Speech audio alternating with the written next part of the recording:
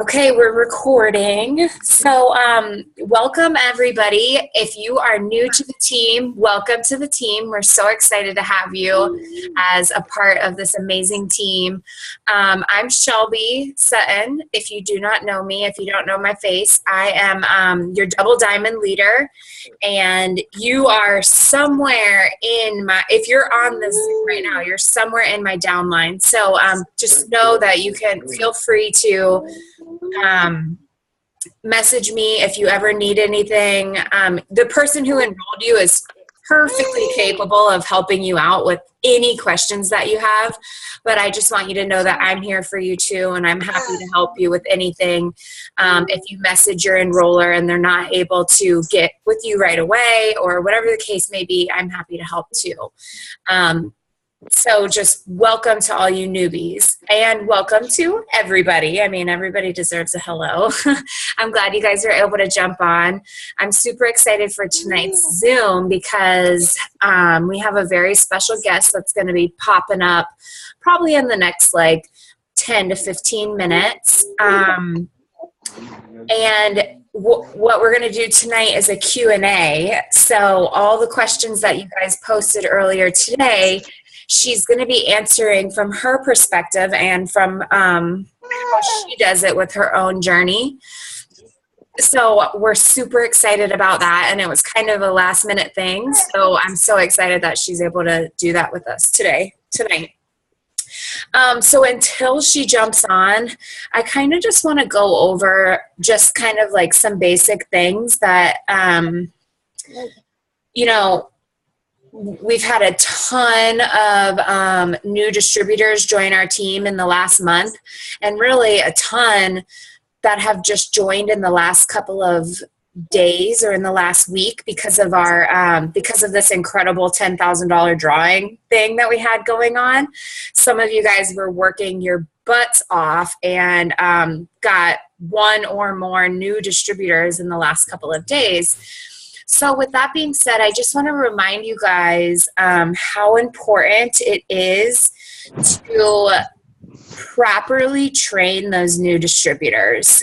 And if you're brand new yourself and you signed some new distributors in the last couple of days, it can feel a little bit overwhelming or scary because you're like, I don't even really know what I'm doing myself. But if that's the case, reach out to your enroller or reach out to me. I'm happy to help. But properly training your new distributors is so important. So it's important that we add them to our team pages so that they have the proper amount of support. Ashley, you better put your video on away mode if you're going to be drinking that wine in my face. Cranberry juice. Okay. All right. Cranberry juice. I want some. But where was I going with this? Oh yeah. Okay. So, everybody try to think back to your first day or your first week as a distributor. You were excited, but you were probably really nervous too because you didn't really know what you were doing. So can everybody go ahead and mute themselves? I'm hearing a little bit of background noise. And I think I can mute. Brittany, can I mute everybody? Didn't we try this last time and I wasn't able to do it? Okay, there's a couple of you that still aren't muted, but I can't hear anything right now, so you're good to go. So what was I even saying? I know training our new distributors, but where was I? Oh yeah, so in your first couple of days, your first week, even your first couple of weeks, you're very excited, but you're very nervous because you don't necessarily know what you're doing. So imagine how you felt when you were a brand new distributor and put yourself in their shoes. Reach out to them daily. You don't necessarily need to annoy them and be like, have you done this? Have you done that? Have you done this? Have you done that? But just reach out to them and be like, how are you doing? What questions do you have? I'd love to help you. I'm here for you. And ask them what kind of, and maybe they don't know, and maybe they won't be able to directly answer you, but ask them what kind of person they are. Do they like to be messaged every day? Or are they very self-motivated? Do they like to have challenges thrown at them to help motivate them? Or have goals thrown at them? Or do they kind of just like to do things on their own? Like when you know this stuff up front, you're going to be able to get your new distributors off to a great start because you know what feeds them and what gets them pumped up and what keeps them excited. Because that's the other thing, is it's so important that we're properly training our new distributors, that we're teaching them what the steps to success are, that we're teaching them what an auto shipment is, that we're sending them some links for some training, that we're making sure that we're talking to them daily and encouraging them. These are all things that we can do for new distributors. Hey, Cheryl, I don't know what's going on with Cheryl sent me a message that said she can't see me, and I have no idea what's going on with my computer just goes in and out. So I'm sorry you guys can't see me. Hopefully you can hear me though. Okay, cool. My face will just like pop in and out. I don't know why. I don't know what's going on. I need a new laptop. But anyway, so you make sure you're doing all these things. Oh, no, bye. Do all these things to train them properly. But the second piece of that is keeping them excited because, we are really excited when we first get started, and then we sign some loyal customers and we continue to be excited. But then maybe, we go through, as a new distributor, we go through a week where like people aren't responding great to us, or no one showed up to our launch party, or whatever the case may be. And so we get discouraged, and because we're brand new, we lose that excitement. So it's so important that you, as their enroller, keeps them excited. And I mean, I understand there's only so much you can do. Like if somebody starts losing their excitement and you're still trying to, cheer them on and train them and whatever the case may be, and it's just not happening, then I get it. Like you can't force somebody to be excited about something, but do your best and just remember where you were in those first couple of weeks. So I just really wanted to share that because we do have a ton of new distributors on our team, and I'm blown away. We had almost 20 new distributors join our team this month, and then we just had 2 more tonight. So we're at 19 new distributors in basically like the last 30 days, which is incredible. But the last thing we want is for all 20 of those distributors to never do anything because we didn't train them properly and do the best that we could to train them. So, like I said, just do what you can to train them properly, keep them excited. If you have any questions about anything, then feel free to reach out to me. Hey, Rochelle, welcome. And just, yeah, so I'm not going to harp on that too much anymore. Oh my gosh, I just had a panic attack that I didn't push record, but I did. We're all good. So a couple of other things that I wanted to talk to you about is it is obviously a brand new month. I'm super excited for October. October is like my favorite month of the year anyway. And Ashley, will you respond to that for me, please? And just say now or whatever. Whatever. Does she have the link? I'm sorry. Yeah, she should have the link. So October is my favorite month of the year anyway, but I just have this like feeling in my stomach that it's going to be incredible. All 20 of those new distributors that we signed up in September are, because of you guys, are all going to get off to a fantastic start. And this is just going to be an incredible month for them as new distributors, which means it's also going to be an incredible month for you guys. So set some goals, set some high goals. And if your goals don't scare you, then they're not big enough. So set some goals, reach for the stars with them, and just get after them and just make October even bigger than September. If you don't already have your steps to success printed out, and I'm trying to find where mine are. steps to success. So step 1, step 2, step 3, I have mine printed out and ready to go. I fill it when I ran my auto shipment on the 1st of this month. So check. Step 1 is done. I'm commission qualified. Step 2 is getting 4 LCs. Step 3 is getting 3 new distributors and helping those new distributors start doing their steps to success too. And then this little yellow sticky note section is my goals for the month. So if you don't already have your steps to success printed out, do it. And we're going to make October amazing. So with that being said, our very special guest just jumped on. It's our presidential upline, Fayre Montecalvo. Hi, guys. She's Not that special, just me. so special. We're so excited. Hi, guys. So Fayre, what we're going to do tonight is just a little Q&A. My team has throughout the day given some questions, and they're pretty all over the map. So you're going to get something about, day 1, and then you might get something about, I don't even know. I'm just going to throw some crazy stuff at you and just share your own experience and how you know what a Q&A is, right? Sounds fun. I'm up for it. All right, cool. Okay, let's go find the first. Frozen. Am I frozen? No, but I can tell that it's might be a little bit Hang on, I'm gonna get off. I'm gonna connect to a different network. Give me just a second. Okay. I'm gonna turn my Wi-Fi off too, just so that there's no weird connection issues.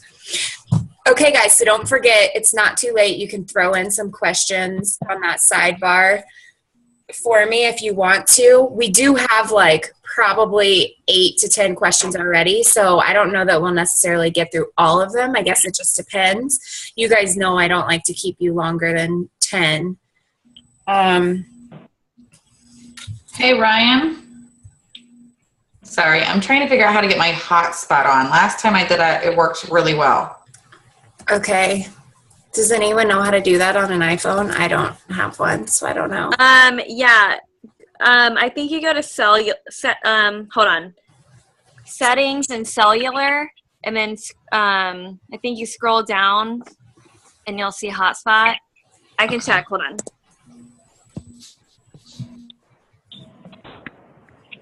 Sorry, guys. I'm really unprepared. Hang on one second.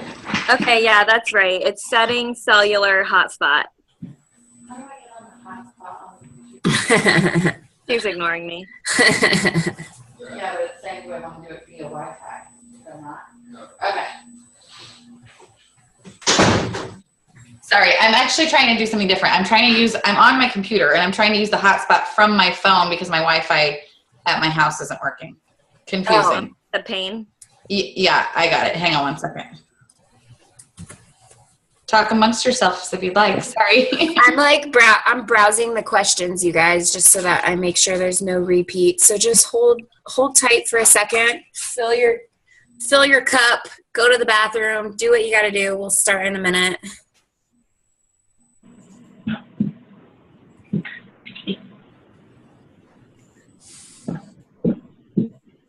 What the heck?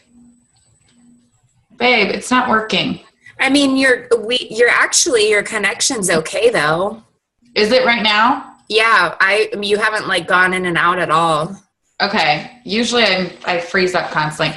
All right, cool. Let's do it. If I get frozen or if I get lost, I'll just sign out and sign back in. Okay. All right. So the first question is, how do I encourage people that they could be amazing at this business?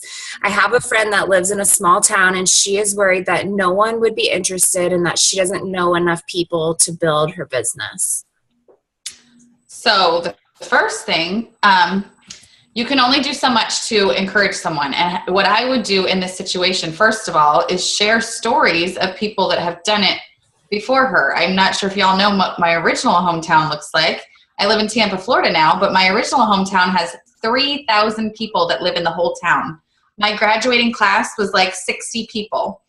Out of that graduating class, there are 2 presidential diamonds and 2 double diamonds out of my graduating high school class of like 60 people. Myself, Nicole Heim, a girl named Lindsay Mooby is a double diamond, and then there's another girl that's not on our team or she might be a diamond, is a diamond. And then my sister's from the same town, and she's a double diamond. Like, there are 10 people out of this little town called Rochester, Illinois, that are killing this business. Because the thing is that a small town does not identify the world. Like, that's what social media is for. If you've only got a little network in your town, then you need to really think about getting active on social media in order to expand your network.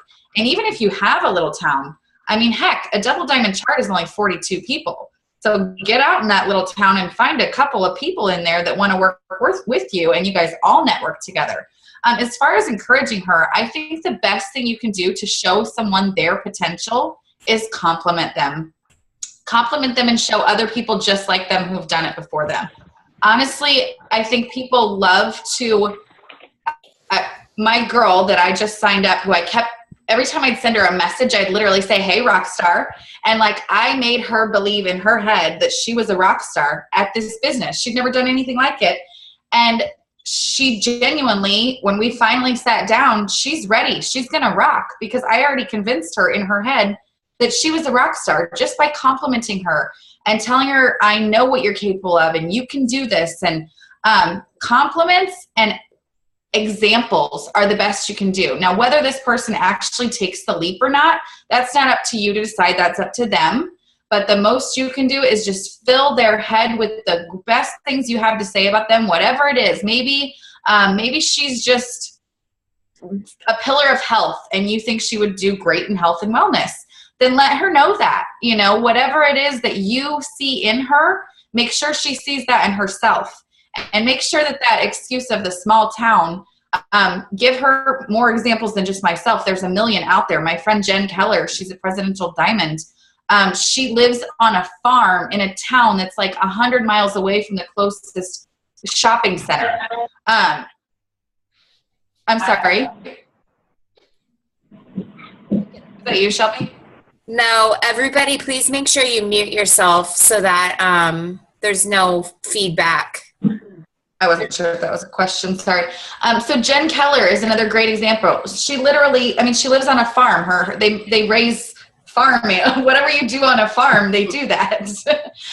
They live so far away from civilization, and she actually did it mostly through picking up the phone and calling people. She'd obviously had friends from school and friends from church and different friends throughout her lifetime that had moved around the country. Your network's not going to stay put. I'm from that little town of Illinois originally, 3,000 people, but I moved to Tampa, Florida, where there's 3 million people. So clearly, when Nicole Heim, when I reached out to her, she wasn't thinking, oh, well, Fayre and I went to the same high school and we both only know the same 90 people. No. I live in a new town. She lives in a new town. There's a whole world out there. That little town thing is just it's honestly just an excuse right now because she doesn't believe she can do this. So you need to start with the compliments, in my opinion. Can't see us. It says our video is whatever. Does that make sense, Shelby? Yes, I love that. And the only other thing I would add too is you may be she may be from a small town, but if she finds one person who has like a sister in a non-small town, you only need one person, and then they aren't necessarily from a small town, and so then they have this huge network of people. Like, just because you don't have a huge network of people, this business is all about networking. So you just need to be finding your 3, and then they're going to go off and find people. Just in this last month, all these distributors that joined our team, I'm like, who are all these people? This is like, it's so exciting, but they're from like California and Oregon and Hawaii. And I'm like, where the heck are all these people coming from? I can't wait to go visit them. But you just really can't use a small town as an excuse. And if they are, then that's just a fear that they have. So you need to help them overcome that fear. Normally, anytime somebody has like a objection to the business, it's just a fear within themselves. So Okay, so next question. Let's see. Okay, the next question. I love this one because I think that this kind of happens with everybody for the most part, but so the question is, I'm trying to just say it off the top of my head because it was a voice recording, but so this distributor, her partner is very supportive of her and her business, but he is struggling with the amount of time that she spends on her phone. And so he's supportive, but he's also like, hello, what about me? So she just finished her first month in the business.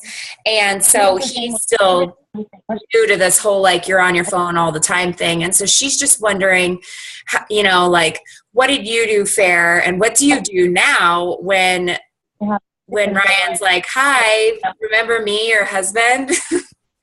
Well, luckily now he doesn't do that. It was a struggle for us for a good year. And all I could do was reassure him that it was going to pay off so immensely for our family. And there's a quote that says, most won't, it's something about what you will put in now. I got to find it. Shelby, do you know what I'm talking about? Yeah, but hey, I was actually going to stop you for a second. I'm going to mute all. So when I do that, unmute yourself, okay? Okay. See, because you're Okay, that's better. There's a quote, and I'm so bad at saying quotes directly, but it's something like, most won't do now to reap the rewards later. Something along those lines. I'll have to find it because it's really, really good.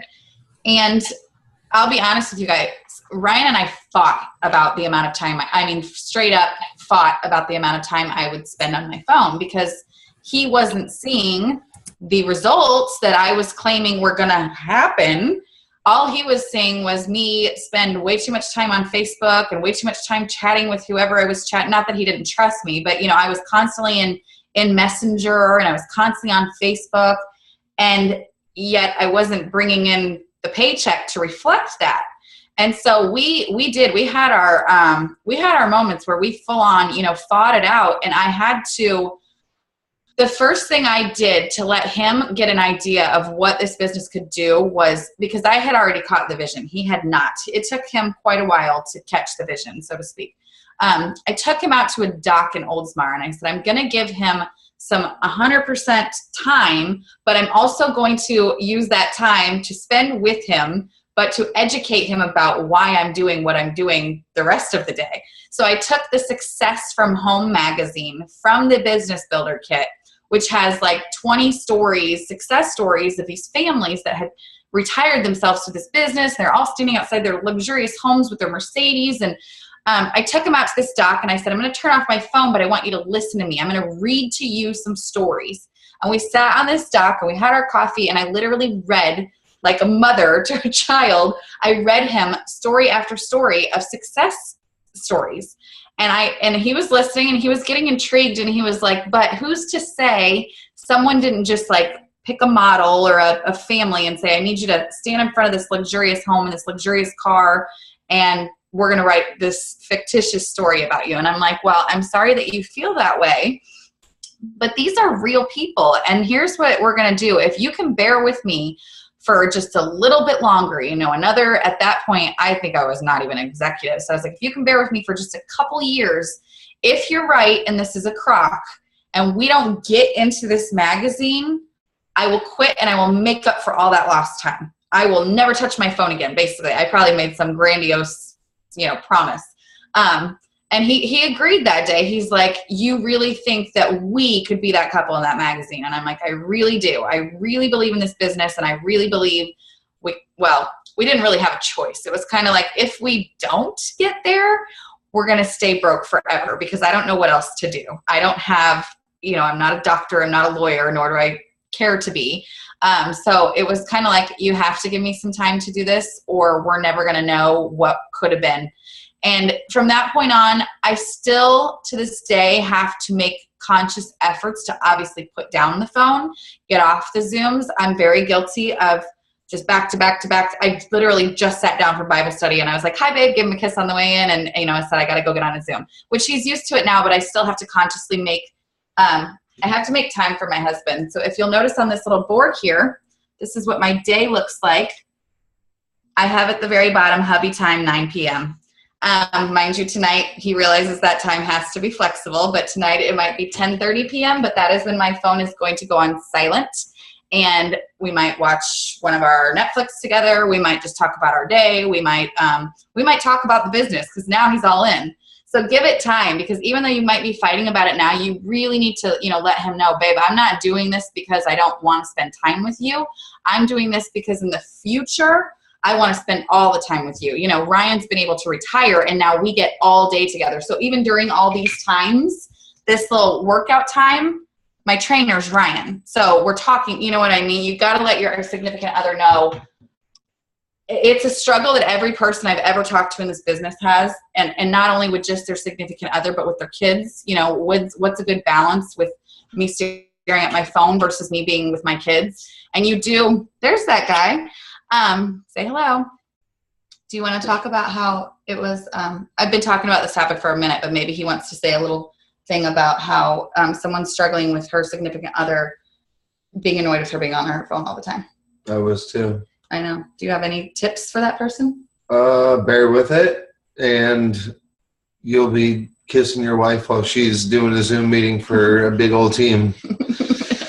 All right. That sums it up. Thanks, love. Do you need anything? No, thank you.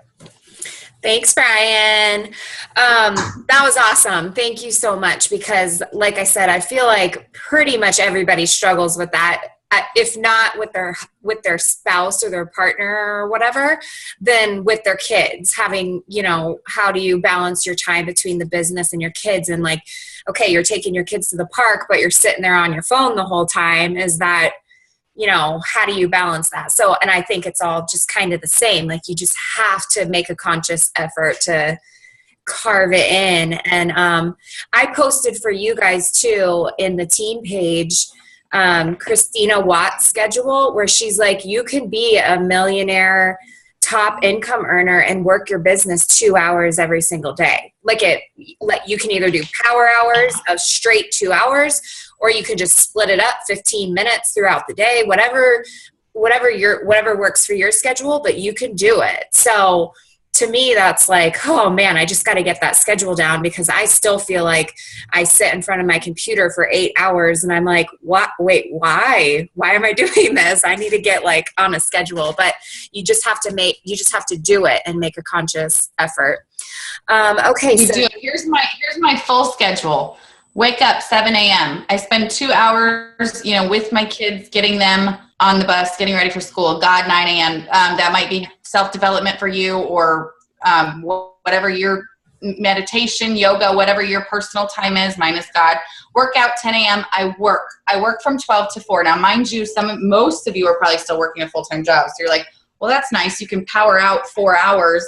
And then I have family time from 5 to 8. So my kids get off the bus at about 4:15. So it really starts about 4:15, but just, I have a little leeway. From 5 to 8, I'm going to be doing homework, eating dinner with my kids, and maybe only checking my phone 2 to 3 times in that 3-hour period. I will have to put it somewhere else. I put the charger to my phone in my bathroom so that if I go missing, my husband knows I'm hiding in the bathroom, and he'll be like, come on, get out of the bathroom. So put it somewhere that's not convenient. Don't set it right next to your couch. And then I have more work for 1 hour. I call that my power hour at night. And the reason I have it there is because most people that work full-time at that hour are now there on their Facebook. So I want to get in there and get on that feed and start interacting with them. And then I have hubby time at 9. Now, mind you, if you're still working a full-time schedule, your schedule's going to look, or a full-time job, your schedule's going to look a lot different. But you need to make sure you're scheduling in power hours of work so that you can still see your kids for that couple, especially if you work full time and you only see them normally from 6 to 8. By all means, don't make 6 to 8 work time. Make 6 to 8 100% kid time, and you might have to stay up an hour late and make work time 9 to 11, but it will pay off in the long run. Mm-hmm. Yeah, so I looked up that quote too because I know the quote, but I'm the worst at like requoting stuff too. And it's today I will do what others won't, so tomorrow I can do what others can't. And I love that. It gives me goosebumps reading it.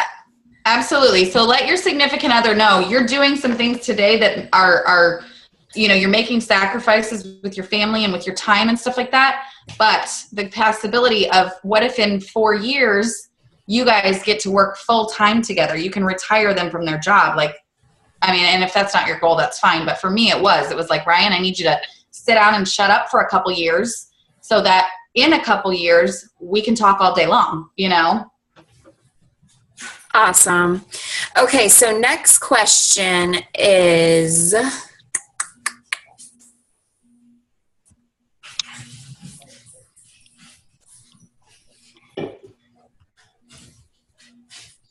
okay, the next question is similar. It's how does a 40-hour plus working mom space her time?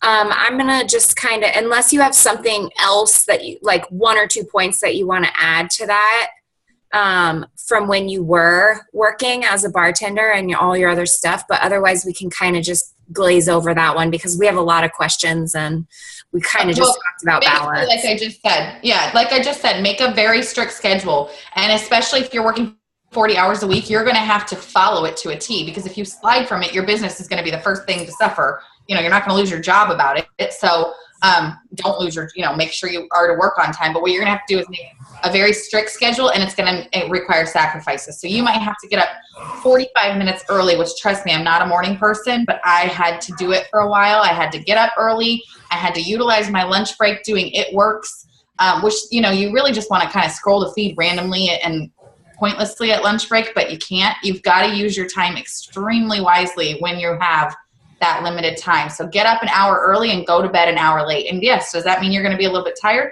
Absolutely. Double pack your greens and know that in a couple years, you can sleep more. Yep. Okay. This one is, I feel like a controversial question. It's not really controversial, but everyone definitely has their own opinions on this. So I'd love to hear yours. When you're boxed in for your next rank, your next promotion, and most of your team or all of your team is not working, do you work super hard to get the promotion by placing under them, or do you work hard to replace that with new distributors? Both, if that makes sense.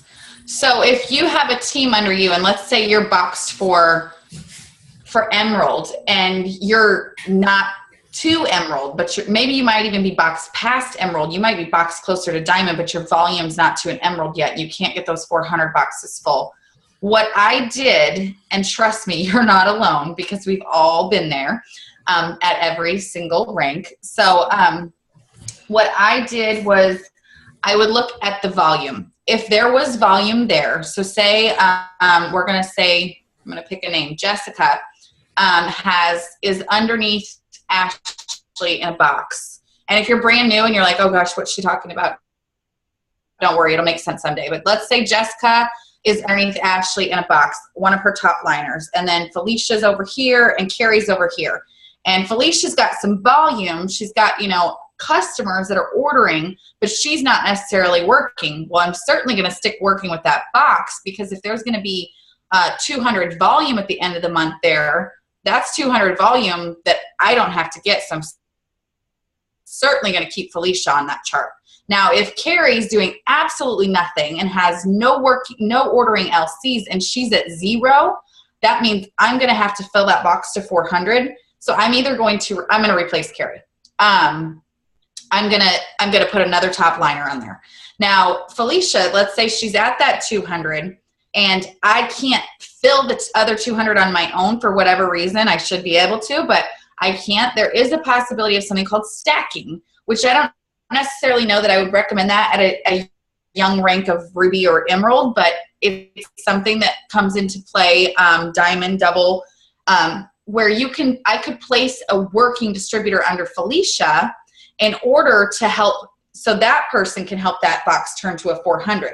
Now, unfortunately for this person down here, it doesn't do much for them right away, but it's going to grow that box to 400. Does that make sense to, if you're brand new and you're like, no, that makes no sense, I'm sorry, but does that make sense to most of you who have a team building going? Yes, kind of, sort of. Okay. Shelby, you want to expound upon that? We can expand upon charting and stuff like that. It was more so, this was actually a question from someone who's not on the Zoom right now. So I think, I think by you just explaining, like, you do it both ways.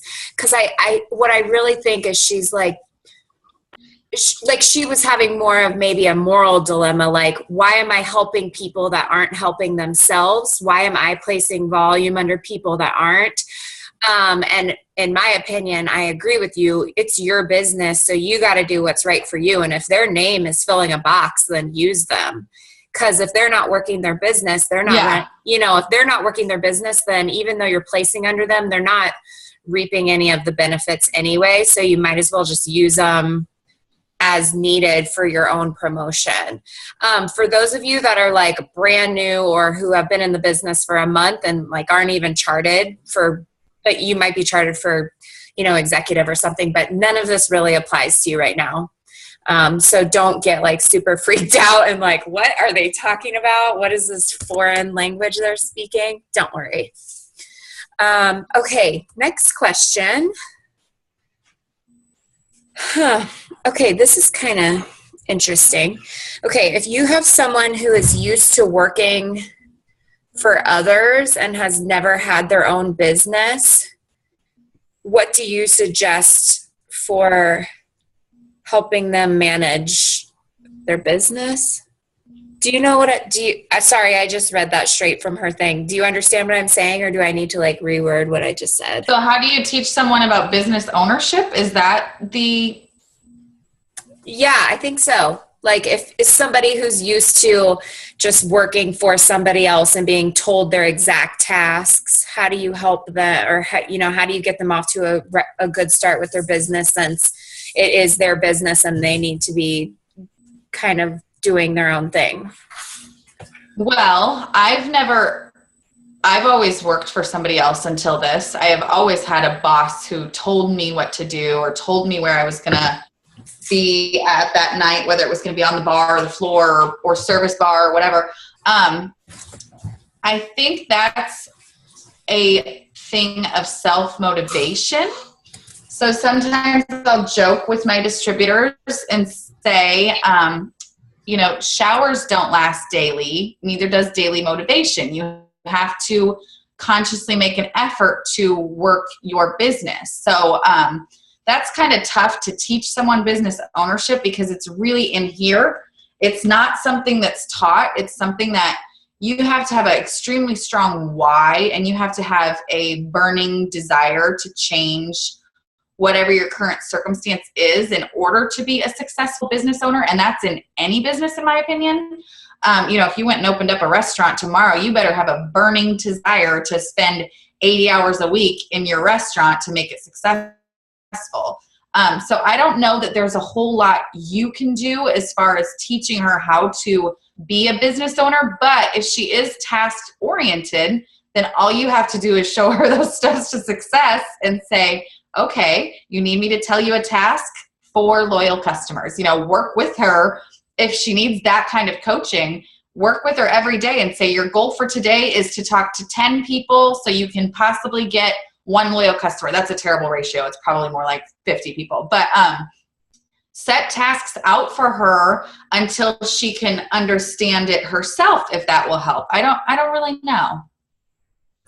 Does that make No, I completely agree. And it kind of goes back to what I was saying to you guys before. I thought you were saying no, it doesn't. No, it does make sense. But what I was saying is it goes back to what I was talking to you guys about before Fayre even jumped on with your newbies. Like, find out what kind of, what motivates them, even if you straight up ask them, like, are you the type of person that likes challenges? Like, should I message you weekly and be like, okay, this week, this is what we're doing? Find out what's going to motivate them But if they're just a very unmotivated person, then there's not a lot you can do. Like there's only so much you can do. So we'll leave that at that. Okay. I would maybe find out their why too, because if it's something that is really strong, you can, I ask people sometimes, I'll say, if I see you starting to slack or fall behind, or I see you not being consistent, are you the type of person, do you want me to reach out to you and remind you why you're doing this? Or do you want me to just let you go? That's something new I've been doing, because I've lost a lot of people over the 3 years that in the beginning, their why, this one girl's why, like she had me bawling, and I was like, this girl is going to be an ambassador. And then before you know it, it was like, well, I got a job at a jewelry store, so I'm good. And I was like, oh my gosh, she had plans to build orphanages in South Africa. Like, I was bawling. And then she got a job at a jewelry store and told me, never mind. And I was like, wait, what happened to the orphanages? I wanted to come to them. So you can also say to some of your people, find out their why on your very first meeting. And I always tell people too, if your why doesn't make you cry, it's not strong enough. So find out deep down why they want, and if it is something like they just want to lose some weight with the products, cool. Then they're probably not going to be the ones that you need to push really hard anyways. But if it's someone that's telling you about this, story about their kids or whatever, and you're like, okay, now let me ask you something. When the going gets tough, are you the type of person that I should call you and remind you why you're doing this? Or do you want me to just let you go? And you'd be surprised how many people are like, call me, keep me accountable. So maybe find out that person's, okay, she's not a business owner. Most of us aren't before this. Find out why she decided to do this, and that might help you push her in the right direction of becoming a business owner. Love it. Okay, next question is, I love this question because it's great for all our newbies. How many people should I invite to my launch party? And what's the best way to make sure that I have a good outcome of people at the party? What are some things I can do to make sure everyone shows up? Or as many people as possible show up? Well, first things first, your launch party is going to be your warm market. So you should sit down and you should write out the top 20 people you would invite to your wedding.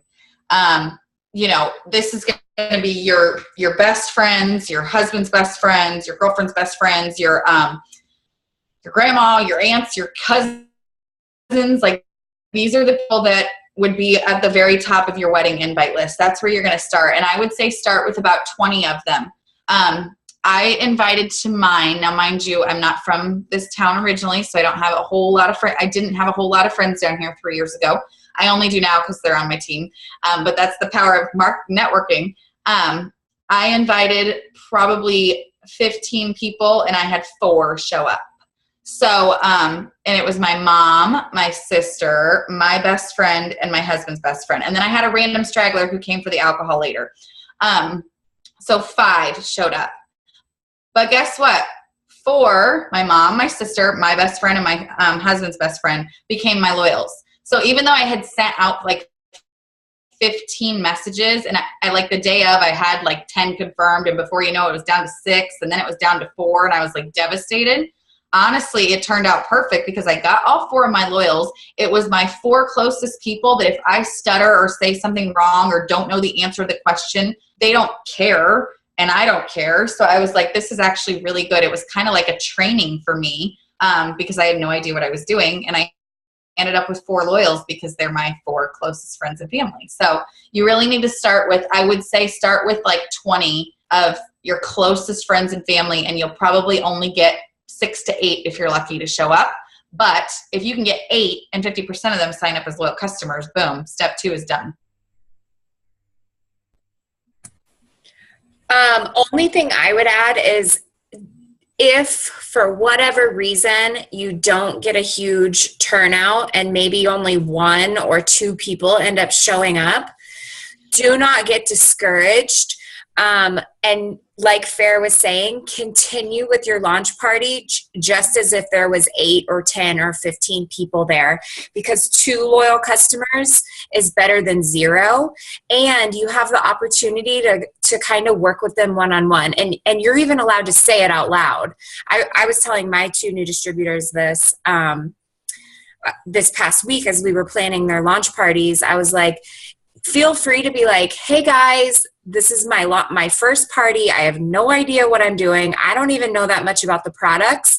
So I'm going to use you guys today as guinea pigs and, just kind of hash out everything for when I have my next party. So then all the pressure is off of you. All the pressure is off, because then if you like mess up or you say something weird or you don't know anything about one of the products, no worries. They know that you're just basically like practicing, and then you'll still probably end up getting them as your first 2 loyal customers, because they're going to hear a product that is interesting to them, or they're going to get amazing wrap results, or whatever the case may be. So it makes it like 2 very easy loyal customers. So don't get discouraged if you don't have a huge outcome at your launch party. It's okay. And that goes for every party that you have. I mean, 9 out of 10 parties, you're going to have more people RSVP than actually show up. It's just how these parties work. People, people worked all day and now they're like, oh, they'll never miss me if I'm not there. So just don't get discouraged if you don't have this like huge showing at your party. It's okay. And just work with the people that are there and be happy that the people that are there. Don't be bummed, because then those 2 people feel like chopped liver, like treat Quality them over quantity. Yeah, for sure. Okay. What is next? Okay. Fayre. How do you seal the deal? I have so many who say they are interested but never ever take the leap. I'm assuming that you're talking about distributors, PDTs, or PLCs. Shake your head. I know you know who you are. Let me see.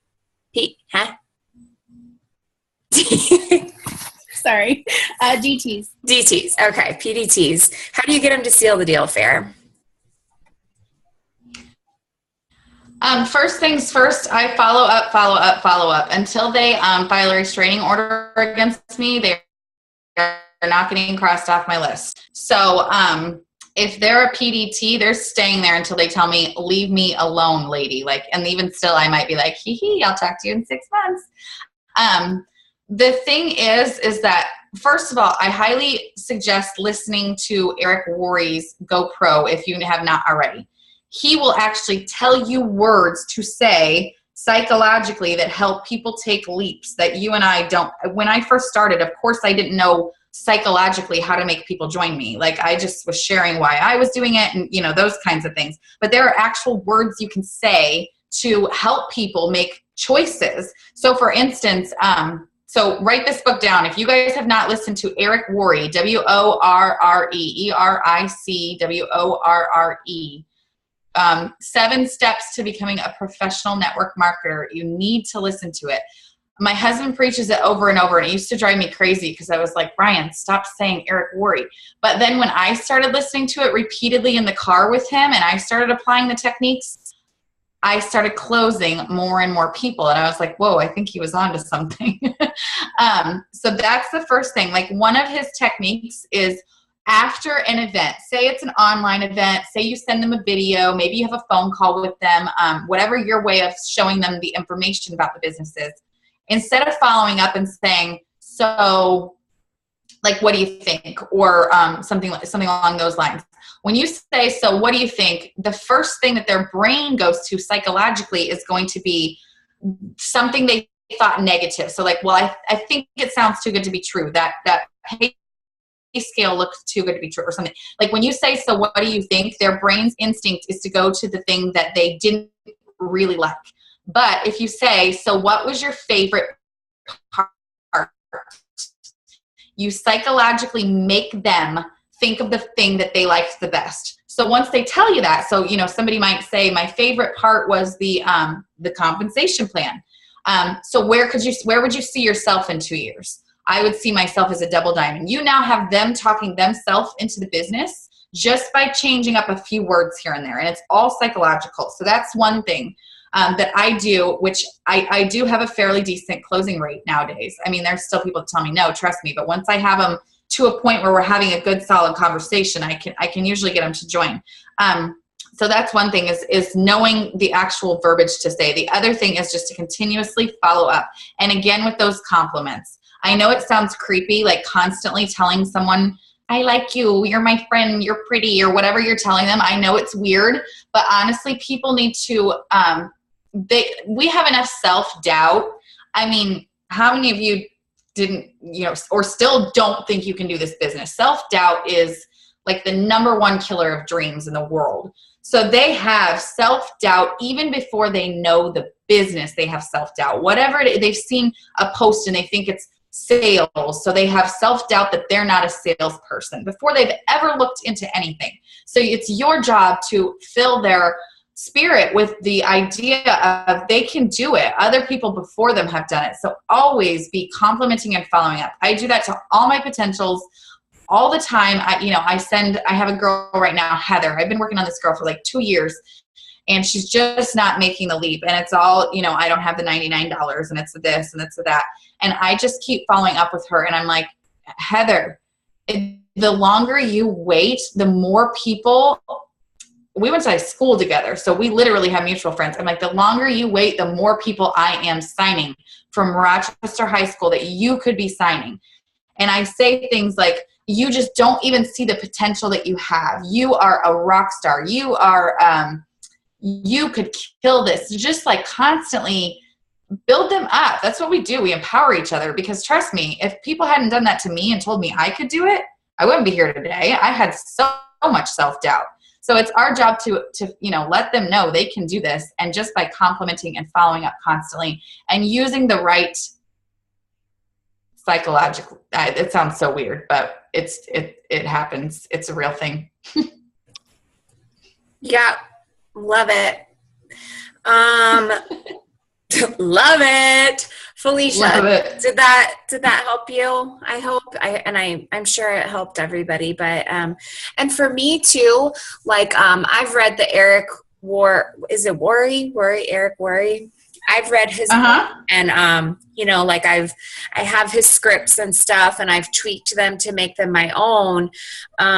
So the things that I would add to that is when I always try to get on the phone with my PDTs. If they are not local, or if they are local, I try to meet up with them for just 1 hour.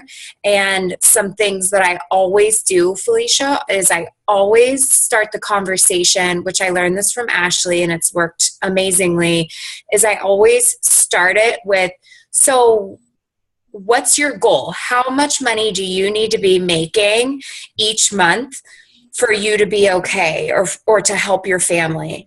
And this is great because one, you're like you're establishing like how much do they need so that you know and so that they know. And that way when they say about $500, like I just need to pay for my kids' daycare or, whatever. And then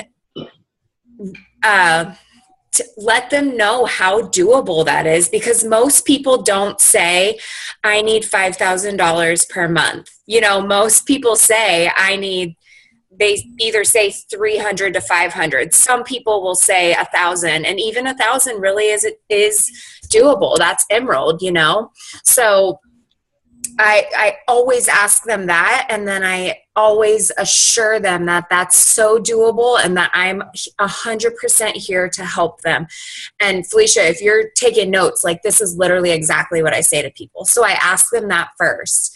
And then the next thing that I ask them is, so tell me a little bit more about yourself. What is your why?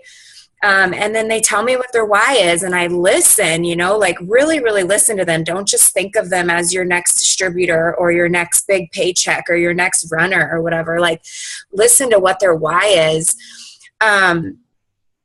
And then from there, it's just have a real conversation with them, like be as real as possible and keep reminding them how you're going to be there for them every step of the way, because most people are just scared. They're like, even if they really, really want to do this, they're just scared, and they just need to know that they're not going to pay $99 that they might not even have for you to totally ditch them, and then they're going to have to figure out how to do this themselves, and then they're going to end up wasting their money, so just keep reminding them how you're there for them. But I think the main thing, and then there's some other things that I do too. I don't have my notes out for the specific things that I say within that 1 hour conversation. But I think the biggest things are have that 1 hour conversation with them face to face or on the phone. I think that's helped me so much with distributors, is like really being able to share, them being able to hear my voice and hear my passion, and then asking them what their goal is and what their why is. And then just reminding them that you're there for them and that you want to help them reach that goal, and that they definitely can. It's definitely attainable. Those are like some huge pointers, some huge things that I've started doing to seal the deal. And it's been working. So that's the only thing I would add. I like how Shelby just, it is $99, which, trust me, 3 years ago, $99 is a lot of money to anybody. I don't care who you are. It's still a lot of money to me, but 3 years ago, it was a ton of money to me. It was, it was more than I actually had to spend. So I understand the fear there, but also let them know it's a risk-free investment. They're not locked into any contract, which, mind you, it is a business. So we obviously don't want them to sign up and quit a month later, but it is fear that holds people back. It's fear of losing money. It's fear of being alone. It's fear of failing. There's so many fears involved. So just reassure them that it's a risk-free investment. There's a huge support team behind you. All those fears that people have can literally be shut down, because we have the best thing going here. I mean, even the fear of I'm not a salesperson. Perfect. None of us are. I mean, maybe some people come from a background of sales, but I'd say the majority of our team does not, so every time I hear those fears, I'm like, and make sure you reassure them that you understand, because you don't want them to think they're crazy for having these. I always say, girl, I totally understand. I was there 3 years ago and here's what I found. And then reassurance, so just don't give up on them. Keep working on them. Their time will, everybody has to come in their time too. Awesome. Last question, and this is another really good one for newbies, and we have a couple on the call. So we'll wrap it up here with this. What do you say or do if your customer doesn't see results on their first wrap?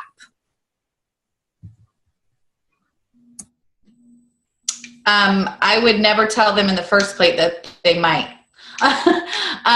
When I talk to someone, I automatically tell them 4 wraps is a treatment. I never tell somebody. I think the statistic is like 7 out of 10 people do see their results on their first wrap or something. I don't even tell my potentials that ever. I just tell them, I'm like, you got to do a box of 4. That's a treatment.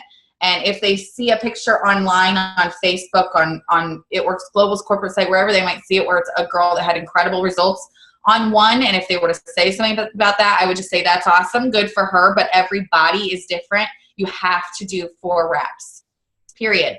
You don't buy, there's so many things out there. We always talk about the Crest White strips. I'm working on these here wrinkles on my head right now with this thing called Acute Care. There's a process, teeth whitening, wrinkle treatments. Hell, even tattoos. Sometimes you got to go back for 3 sessions to put in your hours or whatever. There's so many things out there that require multiple treatments. We're another one. Don't let them even think for 1 second that they're going to see results on 1 wrap. As soon as they inquire with you and they say, hey, I want to try one of those wraps, when someone messages me that exact thing, hey, I want to try one of those wraps, I say, great. It's $25 to try one, but I don't know why you would do that, because a full treatment, which you need to do, is $59. And I sign them up as a loyal customer on the full treatment. They have to do 4 wraps. And if they were to message me when they got the box of 4 and say, I didn't see any results, I did my first one, I'd say, awesome, you've got 3 more to go. Contact me after that. I might be nicer than that, but you know what I'm saying. Yeah.